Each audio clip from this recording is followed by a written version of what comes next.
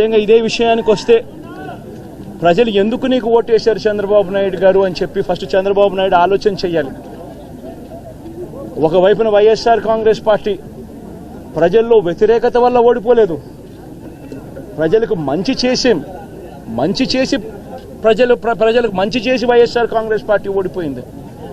ఎందుకు ఓడిపోయింది అని అంటే చంద్రబాబు నాయుడు చేసిన మోసపూరిత హామీలకు ప్రజలు కాస్తో కూస్తో కొద్దిగా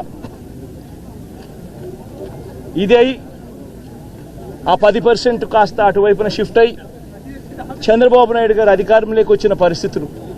మరి చంద్రబాబు నాయుడు అధికారంలోకి వచ్చిన తర్వాత ఈరోజు రైతులకు తాను ఇస్తానన్న రైతు భరోసా 20,000 రూపాయలు ప్రతి రైతన్నకి ఇస్తానన్నాడు. వ్యవసాయం స్టార్ట్ అయింది, ఖరీఫ్ మొదలైంది, పంటలు వేగంగా వేస్తూ ఉన్నారు రైతన్నలు. ఇంతవరకు రైతు భరోసా 10,000-20,000 రూపాయలు ఇస్తానన్న దానికి అతి గతి లేదు. బడులు మొదలయ్యాయి. అమ్మఒడి కింద జగన్ 15,000 ఇస్తాను అని అంటే కాదు చంద్రబాబు నాయుడు వస్తే ఎంతమంది పిల్లలు ఉంటే అంతమందికి ఇస్తాడు, ప్రతి ఒక్కరికి 15,000 ఇస్తాడు అని చెప్పారు. రాష్ట్రంలో 1 కోటి మందికి పైగా పిల్లలు బడియీడు పిల్లలు ఉన్నారు. బడులు స్టార్ట్ అయ్యాయి. ఆ ప్రతి తల్లి కూడా అడుగుతూ ఉంది, తల్లికి వందనం అని పేరు పెట్టావు, అమ్మఒడి అనే పథకాన్ని పేరు మార్చావు, మరి ఆ డబ్బులు ఏమైనాయని చెప్పి గవర్నెన్స్ మీద కాస్త ధ్యాస పెట్టి ఆ తల్లులకు ఇచ్చే డబ్బులు ఇచ్చే కార్యక్రమం చూడండి. రైతులకు ఇచ్చే రైతు భరోసా 20,000 ఇస్తామన్నారు, ఇచ్చే కార్యక్రమం చూడండి.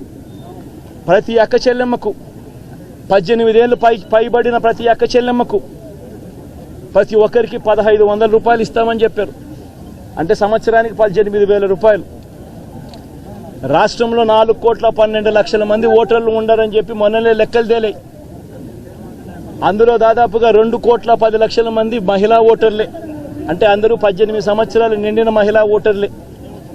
మరి 2,10,00,000 మంది ఈ మహిళా ఓటర్లందరూ కూడా 18 ఏళ్ళు నిండిన ఈ మహిళా ఓటర్లందరూ కూడా వీళ్ళందరూ కూడా ఈరోజు అడుగుతా ఉన్నారు, 1,500 రూపాయలు ప్రతి నెల ఇస్తానన్నావు, ఏమైంది ఈ 1,500 రూపాయలు ఇచ్చే కార్యక్రమాలు అని చెప్పి అడుగుతా ఉన్నారు. వాటి మీద ధ్యాస పెట్టే కార్యక్రమం చంద్రబాబు నాయుడు చేయాలి. ఇవేవి కూడా చేయకుండా కేవలం భయాందోళనలు క్రియేట్ చేయాలి, రాష్ట్రంలో రావణ కాష్టం సృష్టించాలి, దొంగ కేసులు పెట్టాలి, ఇరికించాలి.